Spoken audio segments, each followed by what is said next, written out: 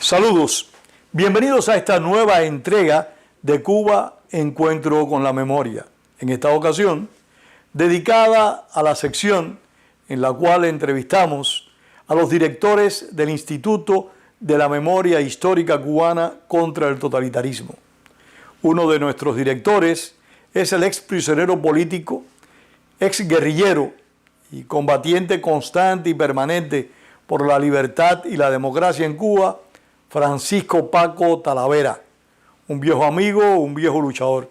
Paco, gracias por estar acá. De nada. Yo siempre estoy donde el deber me llama. Siempre lo has hecho y eso es algo que honra ser amigo tuyo. Siempre has cumplido con tus deberes de una forma más que satisfactoria. Gracias. Paco, ¿cómo es que te involucras en el Instituto de la Memoria Histórica Cubana contra el Totalitarismo? Pedro, yo supe por Trajín, Lázaro Machado, lo que era el instituto. Y siempre, yo le dije a él, Lázaro, si el día que vayan a coger nuevos miembros, tú me avisas. Pero no me avisó nunca. Entonces yo no me acuerdo por quién fue, si fue por ti o por Enriquito que me trajeron al instituto. Fuimos Enrique Ruano y yo conversando sobre la ampliación del instituto, que decidimos hablar contigo, que sabíamos tu disposición para que te incorporaras como director de la institución. Y realmente ha sido una incorporación muy positiva, no solo por tu historial, sino por tu interés en recoger la historia, que es la misión, es el compromiso de nuestra institución. Recoger la historia de la lucha contra el régimen totalitario castrista. Y ¿te sientes satisfecho con la labor desarrollada? Yo creo que sí, Pedro, por la labor desarrollada en el instituto en general. El instituto ha creado y ha realizado muchas obras y muchos recuerdos. Ha puesto al mercado, como diría yo,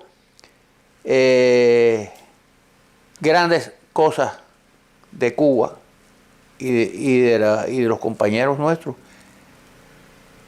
Sí, que lamentablemente las filas del presidio político y de la lucha en general se han ido constantemente clareando por razones biológicas. Todos los días mueren compañeros nuestros. Y si tú no tienes preparado, aunque sea el resultado de lo que hicieron ellos,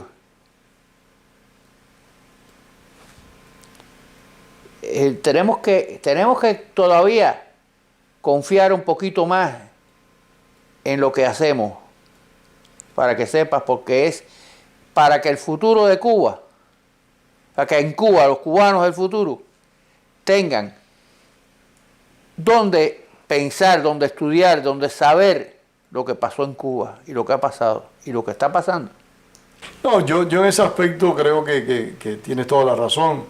En estos días, Wenceslao me puso en contacto, nuestro director, también del Instituto de la Memoria Histórica Cubana contra el Totalitarismo, me puso en contacto con una periodista cubana que está en la isla, en la cual ella expresaba una serie de preocupaciones, y me escribió ayer y me decía que era muy importante que ellos recibieran las informaciones, los libros y los documentales que hemos publicado en El Destierro, en base a la estricta censura que existe en Cuba, para buscar información, para ellos conocer la realidad de nuestro reciente pasado. Ya ves, o sea que estamos marchando por lo correcto, lo que debe hacerse. Paco, y entrando en materia, vamos a hablar de Paco Talavera. ¿De dónde eres? De Manicaragua a Las Villas, Manicaragua, Las Villas. tierra caliente. ¿Por qué tierra caliente? Porque sí, pues Manicaragua es una tierra caliente, Pedro.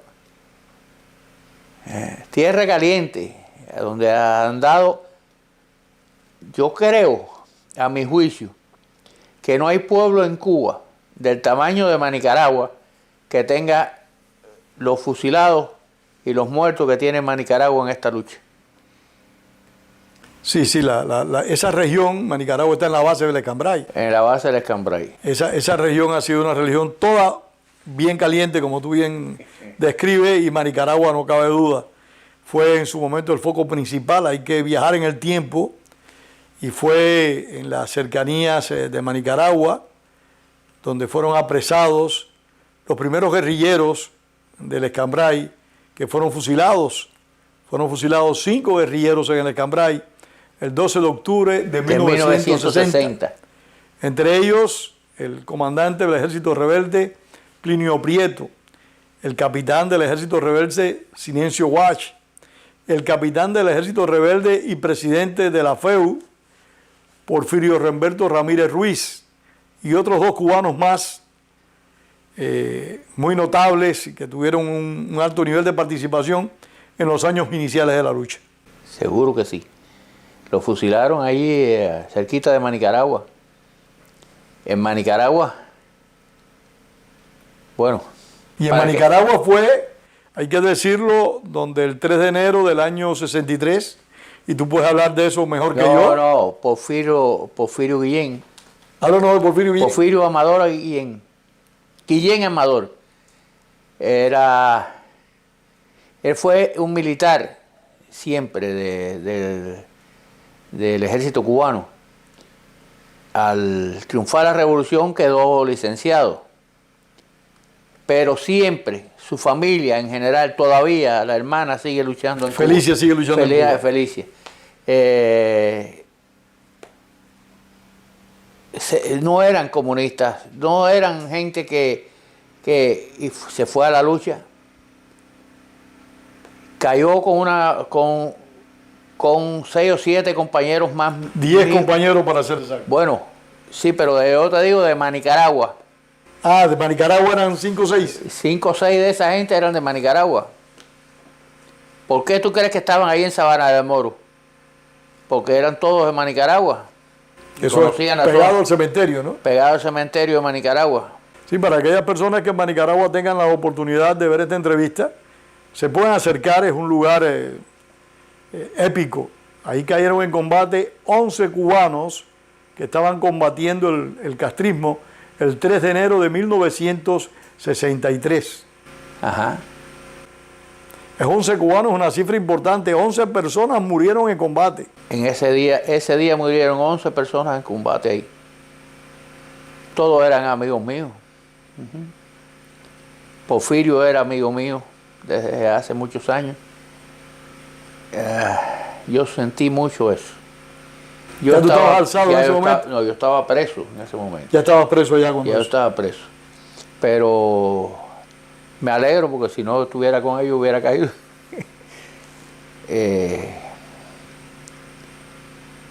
Porque todos los que cayeron eran amigos míos. Fue un combate realmente cruento, difícil. Cruento, difícil. Fue un arrollador porque lo sorprendieron ahí y fue para allá y lo dejaron muertos a todos en el campo.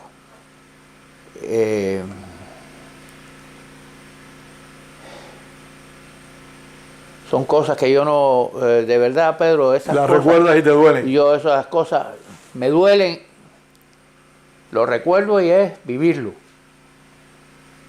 No, te comprendemos, Paco. Paco, ¿cómo te incorporas en la lucha contra el castrismo? Cuéntanos. Ahí mismo en Manicaragua, estaba allá en Santa Clara. No, en Manicaragua. Yo tengo dos etapas.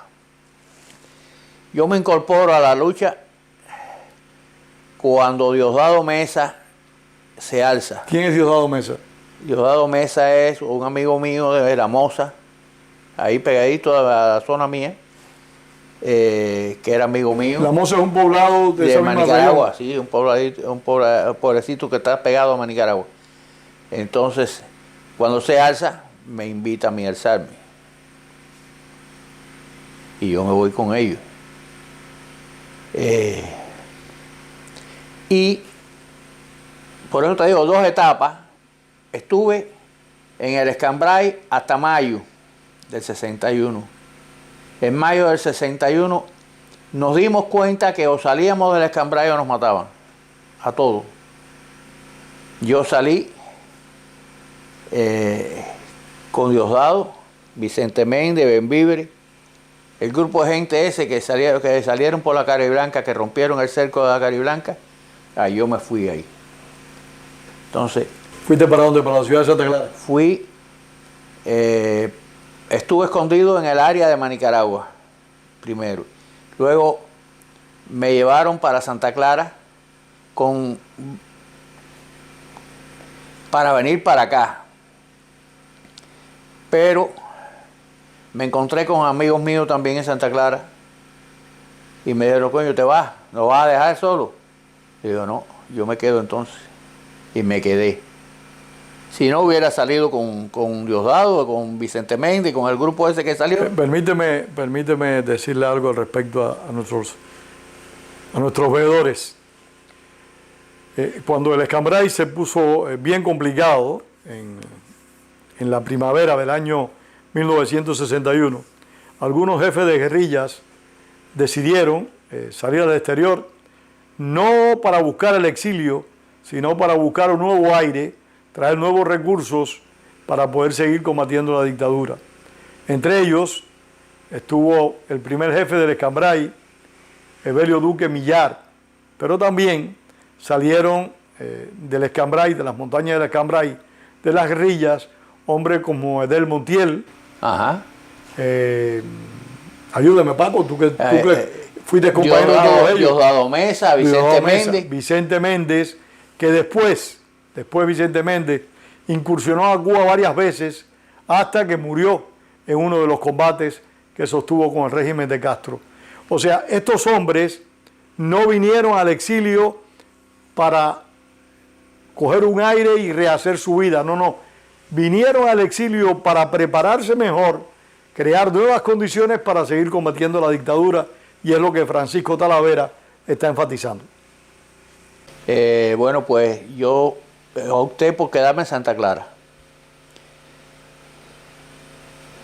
Hice contacto con el MRR, con la dirección provincial. Y ¿Quiénes estaban al frente del MRR en Santa Julio Reyes Suárez, alias Lucas, y Rolando González Pérez Borroto, alias El Secre. Lucas era el director provincial del R y el otro era subdirector. Ahí me cogieron para el trajín enseguida, porque figúrate... se pusieron a participar en acciones contra el régimen. Vaya, inmediatamente. Ahí puse bomba, hasta asalté una cooperativa. Asalté una cooperativa en compañía de varios hombres más y que hubo un combate bueno esa noche. Cuéntanos ese combate. Eso fue en Falcón. Íbamos 5 más y yo 6. Íbamos a quemar un trapiche, a quemar toda la cooperativa porque eran comunistas y rabiosos esos perros de presa de los comunistas. Entonces, bueno, hay que hacer un escarmiento. Y Lucas me dijo, oye, Paco, hay que hacerlo. Bueno, pues vamos a hacerlo. Llegamos allá, echamos la gasolina y yo no tiré un tiro. Ni encendí un fósforo. Cuando yo eché la gasolina, lo que nos cayó arriba fue una balacera. ¿Los vieron? ¿Eh? ¿Los vieron a ustedes? Sí, nos estaban esperando. Alguien nos delató. Nos estaban esperando. Y fue una balacera desde que llegamos, pero la balacera encendió, las balas que chocaron contra el trapiche encendieron todo aquello. Y se encendieron campos de caña, se encendió casas de tabaco, encendió una casa completa de vivienda. Nosotros logramos ir. ¿No tuvieron bajas ustedes? No. Nos logramos ir por una cerca de piedra que había en esa área. Hay unas cercas de piedra que son los límites de la finca. ¿Dónde dices tú que está situada la finca? Eso es en Falcón. Falcón es una localidad que está entre Placetas y Santa Clara. No, y Santa Clara. Y Santa Clara. Nos fuimos por ahí, brincamos esa cerca y nos fuimos por el lado allá de la cerca, abajo los tiros, ¿no? Y yo me fui sin parque. No me quedó parque. Pero tú no dices que no disparaste. No, yo no disparé para encender. Ah, no llegaron a encender. No encendimos nada, ni un fósforo. Aquellos lo encendieron ellos. Pero sí dispararon con las armas. No, todo el mundo disparó. ¿De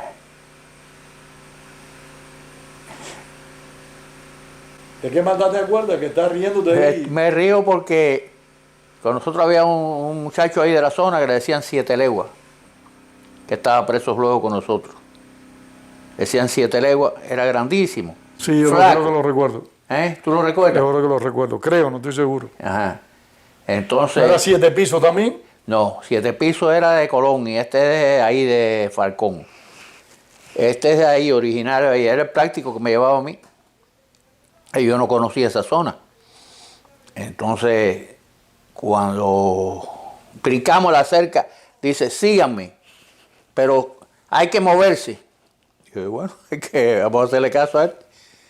Y salimos corriendo, pegados, agachados detrás de la cerca de piedra, que la cerca de piedra, bueno, caminamos como 3 kilómetros por ahí. Y dice, hay que pasar la línea del ferrocarril. Y nos metimos por debajo de la línea del ferrocarril, por una alcantarilla que había debajo de la línea del ferrocarril. Y cuando estábamos pasando por ahí, ya estaban tirando el cerco ya. Ya estaban tirando el cerco, que hubiéramos quedado dentro del cerco. Por eso yo me reía, las habilidades que hay gente que tiene, porque el pobre era hasta medio anormal, yo creo. Pues, no, él no era normal, era de vivo. Pero lo que te quiero decir... Un poco lento. Un poco, así, una persona media zozona. Retraída.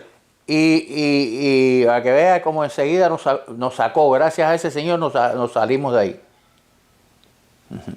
¿Y buscaste refugio en una casa de seguridad en Santa Clara? En Santa Clara, no, yo me fui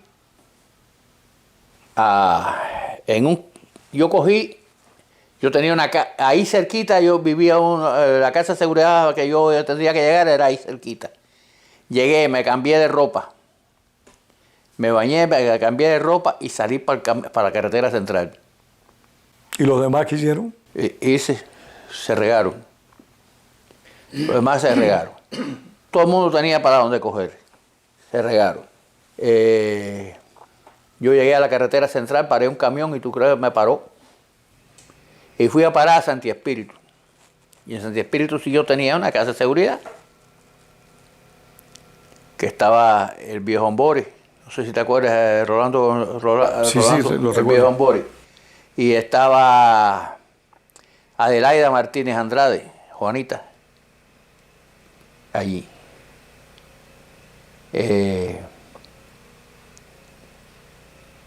Yo nunca pude subir arriba, ya era aclarando. Cuando llegaba el camión a Santiago Espíritu ya estaba aclarando. Cuando voy a subir por las escaleras, un tropelaje eran milicianos tratando de subir por la escalera para arriba también. ¿Los habían detectado ustedes? No, a nosotros no, a ellos. O sea, la casa de seguridad había sido ubicada por los enemigos. Ahí. Era en un hotel donde estábamos, que todo el mundo en el hotel estaba de acuerdo con nosotros. Muchachos, yo veo, yo no sé cómo yo, porque suenan tiros ahí. Hubo enfrentamiento en ese hotel. Ahí, y suena una granada de mano que arrancó la escalera aquella. El cuadro se puso más feo que la operación que ustedes cumplieron. Pedro, le digo yo, sáquenme de aquí, le digo a los milicianos, sáquenme de aquí que me van a matar. Y los milicianos fueron los que me sacaron de ahí. Y tú puedes creer que se fueron la gente. ¿Se pudieron escapar? Se pudieron escapar porque había 3 escaleras había en el hotel ese. Paco, ¿y para dónde te llevaron los milicianos? ¿Para dónde te llevaron los milicianos? Para afuera del hotel. ¿Y qué hiciste ahí? ¿Te fuiste en Ahí cogí y volví para la carretera central y paré a otro carro y para Santa Clara. Y en Santa Clara seguiste la lucha clandestina. La lucha clandestina. Pero son cosas que uno recuerda y no es fácil. Esa es la segunda etapa mía de trabajo. No es fácil. Las cosas que donde estaba Adelaida Martínez Andrade, donde estuviera ella, habían problemas siempre. ¿Esta señora era familiar de Andrade, el que estaba alzado en Camagüey? Hermano, que le habían matado a los hermanos. Cuando ese entonces le mataron los hermanos y se puso que no creía en nadie.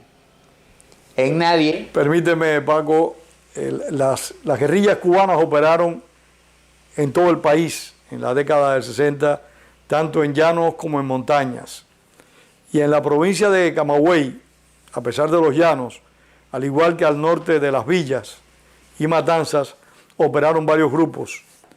Y uno de estos grupos, en la provincia de Camagüey, del norte de Las Villas, estuvo comandado por los Andrades. ¿Tú los conociste, Paco? ¿Cómo no? A los dos. A los dos, háblanos de ellos, Paco, por favor. Arnoldo era un hombre increíble. Pablo no era como él, nunca. Era más discreto, menos. Era más, pero yo no pude tener un contacto fuerte con él porque yo los vi 2 veces nada más. ¿A quién? A ellos. A ellos dos. A ellos. Yo llevé a Mayajigua armas y gente. Sí, porque toda la gente operaba al norte de Las Villas, al norte de Camagüey. Yo llevé una a Mayajigua, otra a Dos Ríos. Yo le llevé armas y gente allí, en 2 oportunidades. O sea, no tuve un roce continuo con ellos, no te puedo decir, pero Arnoldo era un tipo muy capaz, muy despierto. ¿Ellos murieron en combate o fueron fusilados? En combate. Los dos murieron en combate. Los dos murieron en combate. Y Adelaida Martínez Andrade cayó presa. La condenaron a 20 años. Y se escapó de la prisión de Guanajay. Se escapó y logró salir de Cuba. Yo no sé cómo fue la salida de ella de Cuba. Sí sé que fue a través de Anael Álvarez, que Anael había entrado a Cuba. Anael era el primer dirigente del R que yo conocí. Anael Álvarez era el primer, él y Aide, la hermana, él y la hermana eran los primeros dirigentes del R que yo conocí. Cuando Francisco Talavera dice el R, se está refiriendo al MRR. Al MRR, Movimiento de Recuperación Revolucionaria, que fue fundado, entre otras personas, por Manuel Artime, una de las organizaciones más fuertes, más sólidas en la lucha contra la dictadura de los Castro. Bueno, pues Adelaida se fuga. Ella tenía sus casas de seguridad en La Habana porque estaban todavía vigentes. ¿Vive, Paco? ¿Vive o...? Chico, no sé si vivirá. Sería bueno tratar de establecer contacto con ella, a ver si la podemos entrevistar. Yo la vi a ella a principio de llegar aquí. Ya de eso hace muchos años. Hace muchos años. Yo no sé si vivirá todavía. Vamos a ponernos la misión de averiguarlo. Unos me dijeron que estaba por la playa. Ella era peluquera, o se hizo peluquera aquí. Y no sé realmente. Bueno, pues en la casa de seguridad esa llegó Anael y Anael la sacó. Se puso dichosa. Tuvo suerte. Tuvo suerte. Tuvo suerte porque con ese aval hubiera dado una gran cantidad de años en prisión. No. Y ella, que no era... la compañera de causa de ella era la mulata Vila. María Antonieta López Laredo, dejó 17 o 18 años preso. Ella hubiera dado igual. Paco, ¿y cómo sigue tu vida después de esta acción, de esta experiencia del hotel con la granada que destruye la escalera? ¿Qué haces? ¿Regresas a Santa Clara y qué haces ahí? De todo un poco. De todo un poco lo que se podía hacer. ¿Qué personas recuerdas de esa época de Santa Clara? Bueno, no te puedo dar nombres así porque son allá todavía. Algunos están allá todavía. Pero mucha gente del 30 conocí. Del 30 de noviembre conocí mucha gente. Permíteme aclarar también. Movimiento 30 de noviembre, una agrupación anticastrista fundada en los años 60, específicamente a principios del año 60, por David Salvador y otras personas que habían participado activamente en la lucha contra el régimen de Fulgencio Batista, pero que frustrados por el rumbo que había tomado la revolución hacia el comunismo, enseguida se organizaron y combatieron la dictadura. Ese fue el movimiento 30 de noviembre, que todavía existe, hay que decirlo. Todavía existe el movimiento 30 de noviembre. Yo conocía a mucha gente del 30 de noviembre. Trajín era del 30 de noviembre, yo lo conocía desde la calle. Lázaro Machado. Lázaro Machado Hernández. Uno de los fundadores del Instituto de la Memoria Histórica Cubana contra el Totalitarismo, que lamentablemente falleció hace ya muchos años. Ajá. Héctor Arbori Barberis, no sé si tú te acuerdas de Héctor Arbori. No me acuerdo. Me lo entregó Trajín a mí para que lo alzara. Y oye, cuando yo veo a aquel hombre le faltaba una pierna. ¿Y se quería alzar faltando una pierna? Sí, faltando una pierna. El hombre se alzó. Se alzó faltándole una pierna. ¿Y cómo lo recibieron en las montañas con esa situación? Yo no sé cómo se lo llevé a la gente de Arnoldo. Y yo no sé cómo fue aquello. Pues. Al poco tiempo cayó preso, me enteré. Y lo vi en presidio. Hay que tener coraje para alzarse faltándote una pierna. Faltándote una pierna. Hay que tener coraje para alzarse. Pero faltándote una pierna, vaya. Andaba con un M3. Que lo llevaba él, era de él. Lo llevaba. Bueno, pues síguenos contando tu experiencia en Santa Clara después de lo que ocurrió en Santa Clara. Eso fue hasta que caí preso. ¿Cómo caes preso? Me fui a pelar una barbería con uno del 30 de noviembre, que no sé si estará aquí o estará aquí, un negrito. Y estando pelándome con él, el barbero era del 30 de noviembre. Del 30 de noviembre.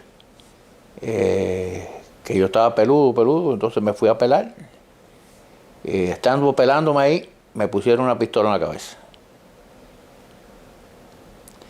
El que me echó para adelante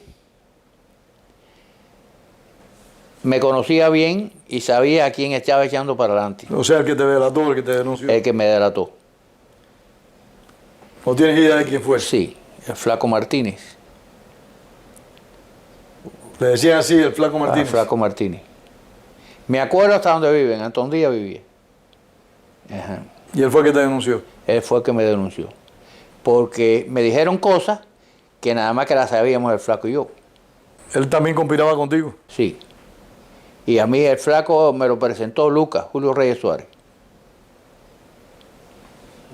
Me movía a mí porque él tenía carro. Me movía a mí. Entonces, las cosas que me dijeron Las bombas que me acusaron, todas las actividades, lo que había hecho en la cooperativa, todo aquello, que me acusaron de eso. ¿No te acusaron de haber estado alzado? Sí, También. también. Entonces había una ley, alzados cogidos en el llano, 20 años, automáticamente. Sí, después vino una ley que se llamó, creo que la 988, que era fusilamiento. Era fusilamiento. Que era fusilamiento automático. Automático. O sea que yo me escapé de una buena, por días. Por días. Ajá. Te condenaron a prisión. A prisión. Fuiste para Isla de Pino. A Isla de Háblanos Pino. de la cárcel, Paco, un poco para... ¿Por qué me tratas de maltratar? No, chico, porque es que... Tratas de maltratarme, Pedro, tratas de maltratarme. Yo no hablo con nadie de la prisión. Pero Porque es si bueno, hablo de la prisión, estoy viviendo otra vez la prisión. es bueno que recordemos algo para beneficio de esas nuevas generaciones, Paco. ¿Fuiste para Isla de Pinos? A Isla de Pino. Me alegré ir para Isla de Pino. Porque había alguien que estaba interesado en otras cosas distintas. Entonces me alegré de ir para Isla de Pino y digo, ya me salvé. Ya me salvé.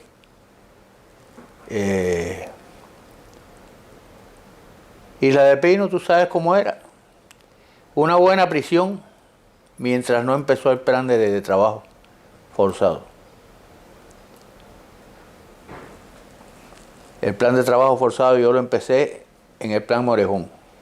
Es bueno que hables del plan Morejón. Yo sé que recordar el presidio no es grato, pero hay que tratar de informar, como tú decías al principio de esta entrevista, al pueblo cubano de todos estos aconteceres, para que no volvamos a incurrir en los errores, en creer en las promesas de un dictador como Fidel Castro o similar. ¿Cómo fue el plan Morejón? El plan Morejón lo componíamos 200 hombres. 199, hubo uno que no apareció nunca. Trabajábamos en las canteras, partiendo piedra. Era riguroso el trabajo. Sí. Una por las horas, que era desde que aclarara hasta que oscureciera. Y otra por la comida. Y la persecución de los guardias, hermano. Aquello, el maltrato de los guardias era constante. Constante.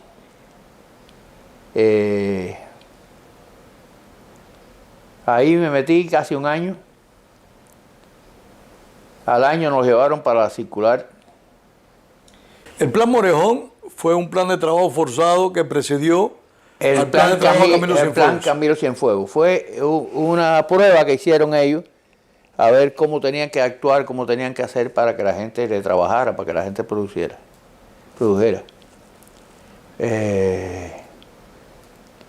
Nos llevaron para circular, para la UNO fuimos. Los 83 hombres que quedamos, de 200 quedábamos 83.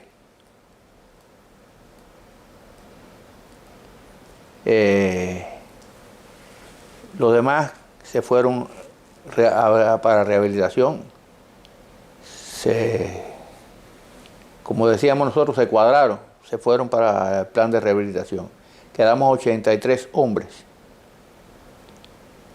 Te voy a contar una anécdota.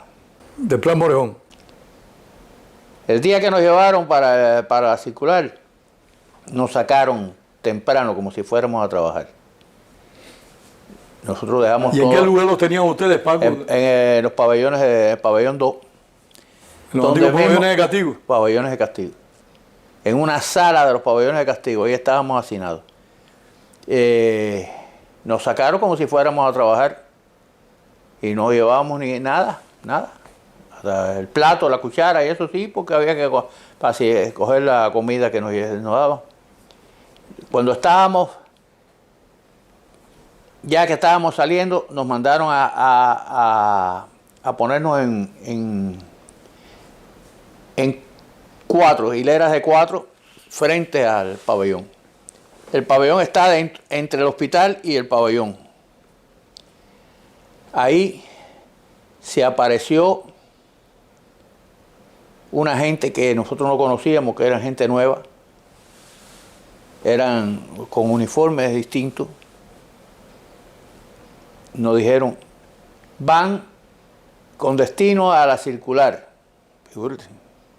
Y le preguntamos todo y las cosas de nosotros, no, eso se les va a entregar allá. Más nunca nos entregaron nada. Muy normal entre ellos. Ellos, Muy normal la actitud sí, esa. eso es normal entre ellos, que te quiten las cosas. Bien.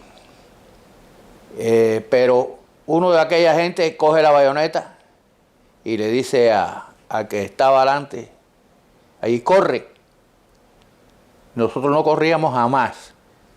Figúrese, decirnos a 83 hombres que estábamos guerreados, que estábamos acostumbrados al golpe, que estábamos acostumbrados a que viniera, que caminara, que corriera.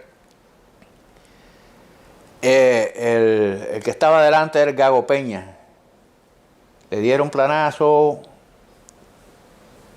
pero entonces viene el jefe de orden interior, era Bernardo,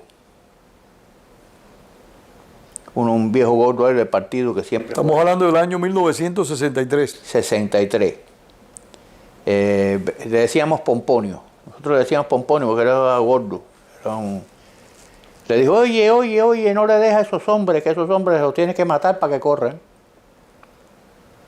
¿Cómo no van a correr? No, esos no van a correr ninguno. Sí que no los maltrate, que van para circular porque se lo ganaron. Así mismo dijo el tipo, se lo ganaron.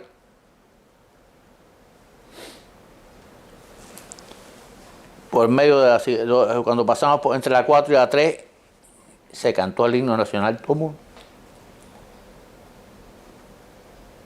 Las dos circulares. Nos meten en la 1.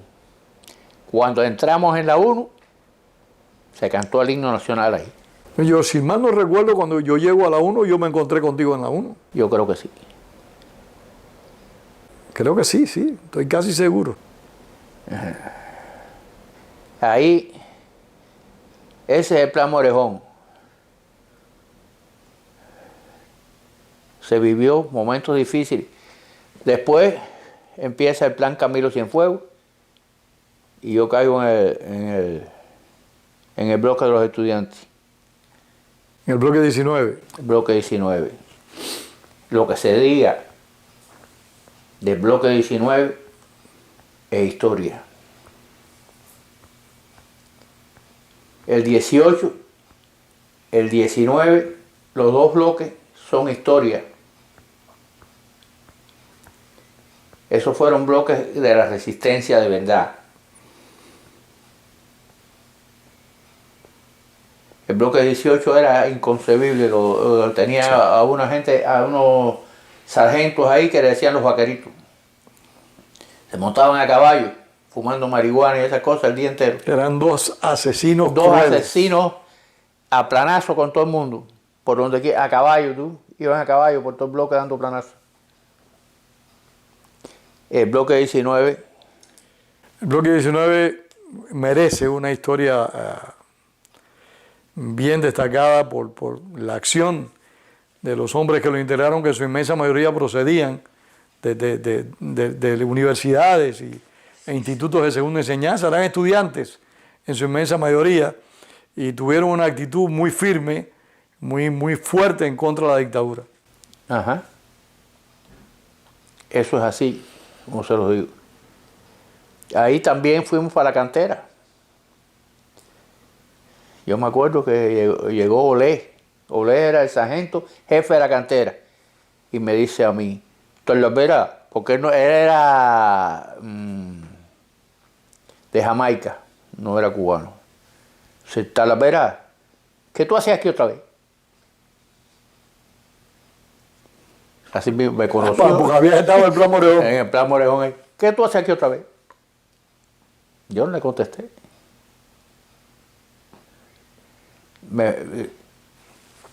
Vete para molino de tirar piedra, que aquello era... Lo peor de todo. Pero yo se la hice también.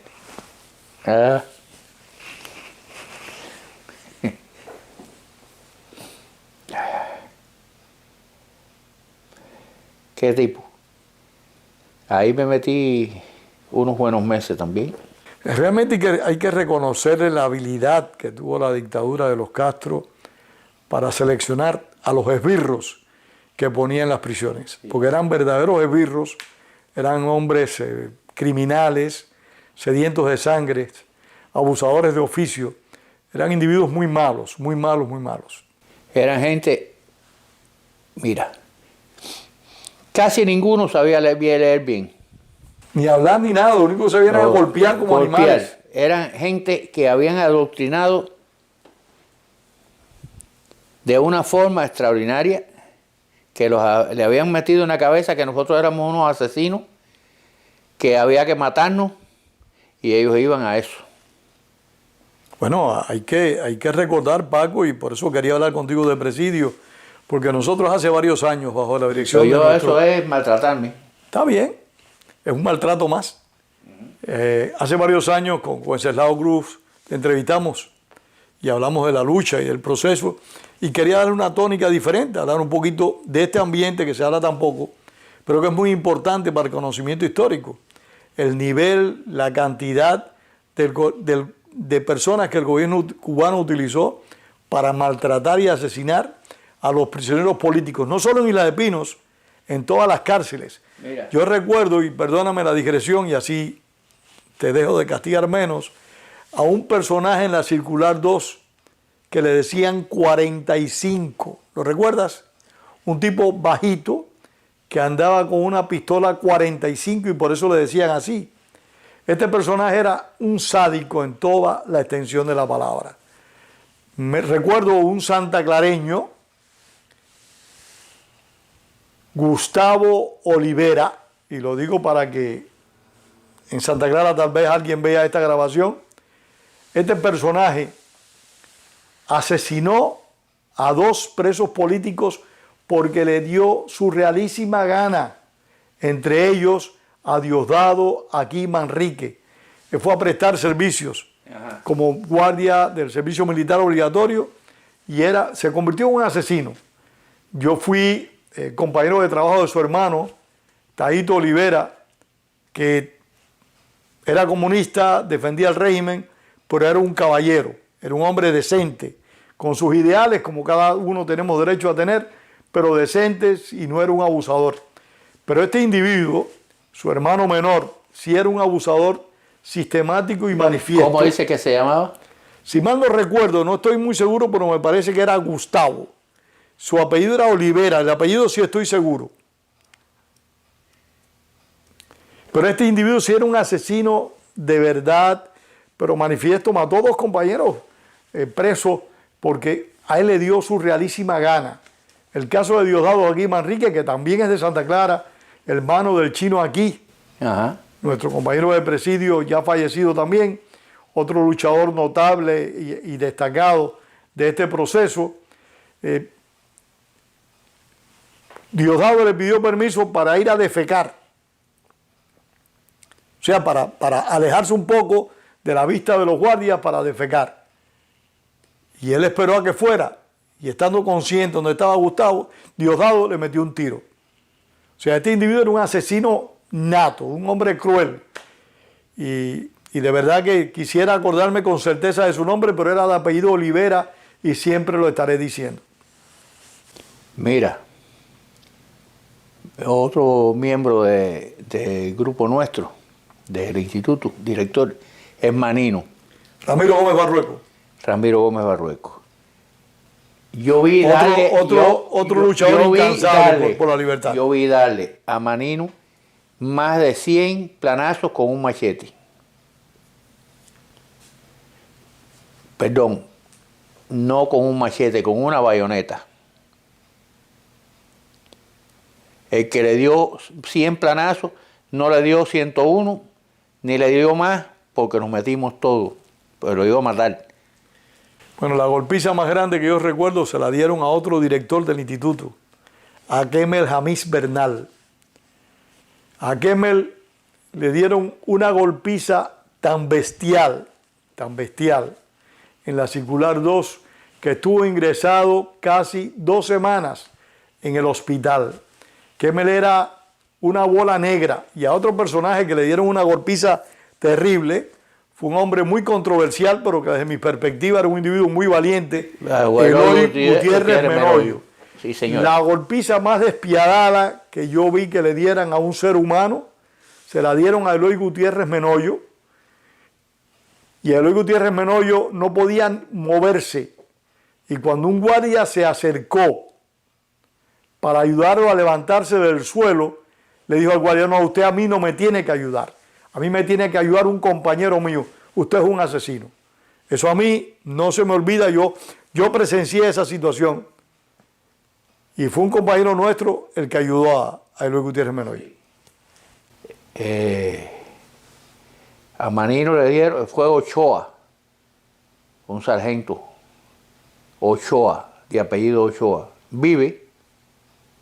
Hay que decirlo. Vive. Estos esbirros tienen que conocerlo el pueblo de Cuba. René Azadales, otro que era un asesino, era René Azadales, el indio.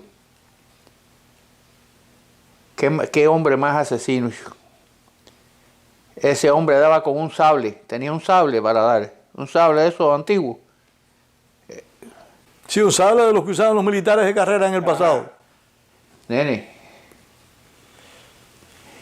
Es la maldad, la verdad que... A mí me dio una vez, saliendo de la circular, 3 planazos ese hombre con el sable aquel, que todavía me están doliendo. Bueno, no vamos a seguir incursionando en presidio porque te me estás decayendo mucho. No. Vamos a ir a otra experiencia que tú tuviste y eso destaca tu nivel de participación en esta lucha, que también es dolorosa, pero en otra dimensión, y es que cuando fuiste excarcelado, fuiste también enviado a los pueblos cautivos. Sí. Háblenos de eso.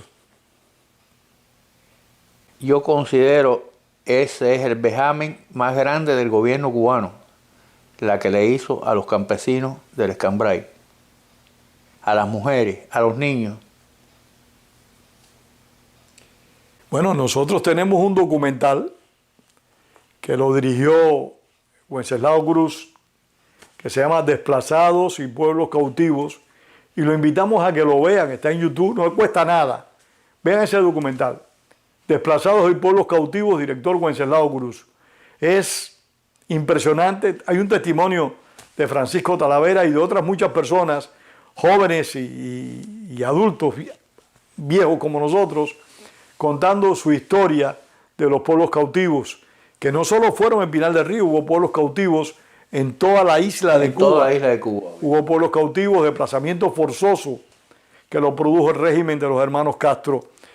Y hay que recordar eso, porque ese es un episodio muy triste. Y también tenemos un libro al respecto, hecho por Amado Rodríguez y Dolidia Darias, y este servidor que tiene el mismo nombre.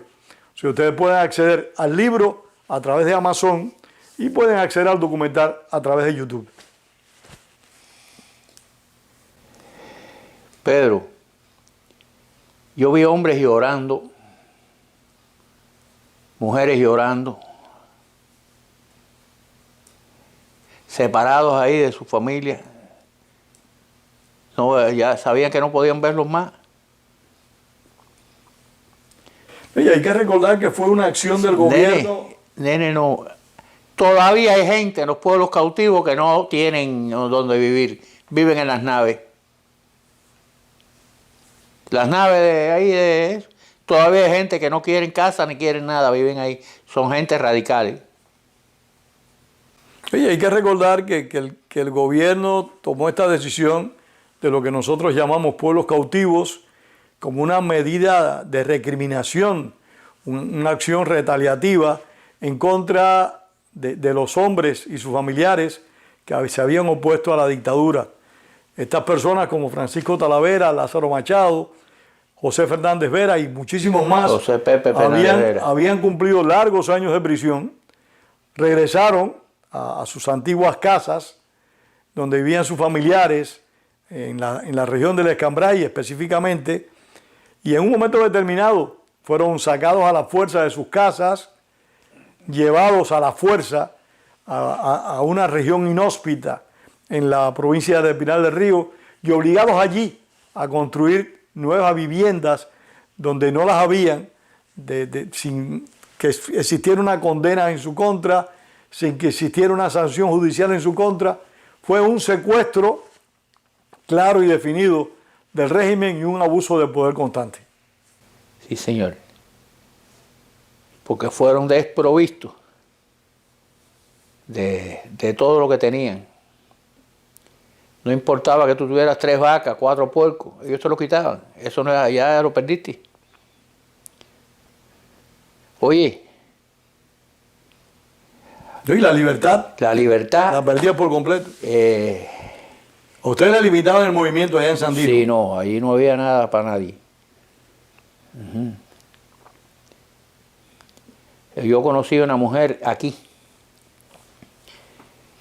que tenía la barriga a la boca y tenía una niña chiquita. La llevaron para Guanajay con las dos, con la niña chiquita y con la que estaba así. ¿El embarazo? El embarazo. Pero cuando vino para el paritorio aquel, la sacaron de allí, ella parió y la niña no la vio más, en 6 meses no la vio. Cuando se la entregaron, efecto físico tenía la niña. Fíjate, usted sabe con los maltratos que... Sí, ¿y cómo la recibieron? Ajá. Tenía, y vive todavía la mujer se murió. Pero la hija vive todavía. Aquí. Paco, ¿cuál es la experiencia más fuerte de esas que tuviste ahí en los pueblos cautivos?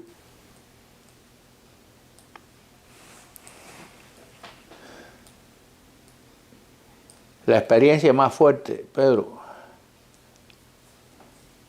es cuando me volvieron a ir a buscar ahí y me llevaron para el 5.5. ¿Qué cosa es el 5.5? ¿Una cárcel? Una cárcel. La prisión provincial de Pinar del Río. Si tú estabas en los pueblos cautivos... Y me llevaron para allá para... Te sacaron de los pueblos cautivos y ya tú habías extinguido tu condena, tú habías... Lo había hecho todo ya. Me llevaron para allá para 5.5.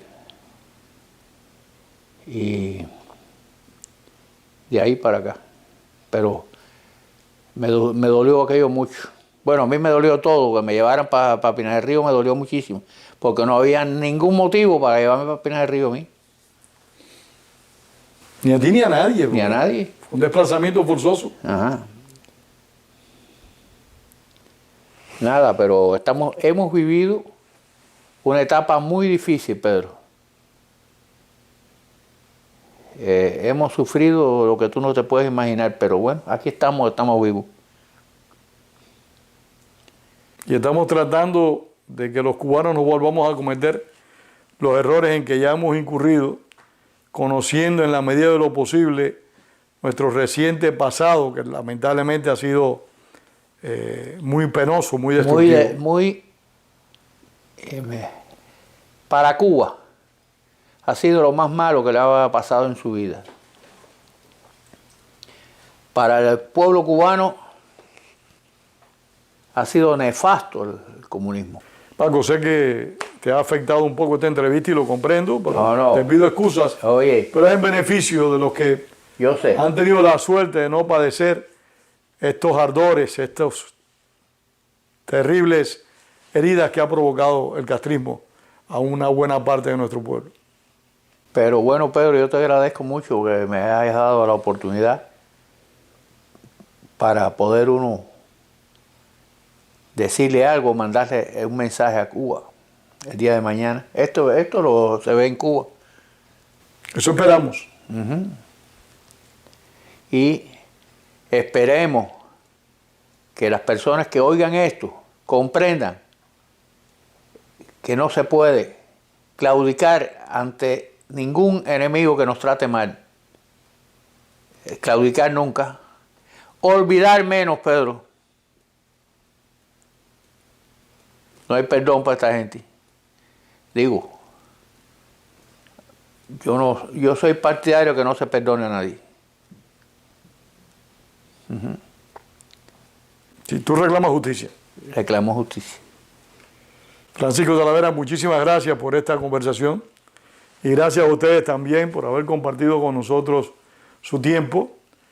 Paco Talavera es director del Instituto de la Memoria Histórica Cubana contra el Totalitarismo, pero es un cubano ejemplar, un hombre, como ustedes han visto, que ha dedicado la mayor parte de su vida a luchar por la democracia y a defender la dignidad humana, a pesar de un régimen que como decimos nosotros coloquialmente, históricamente, ha sido abusivo contra aquellos que han tenido el coraje de enfrentárseles.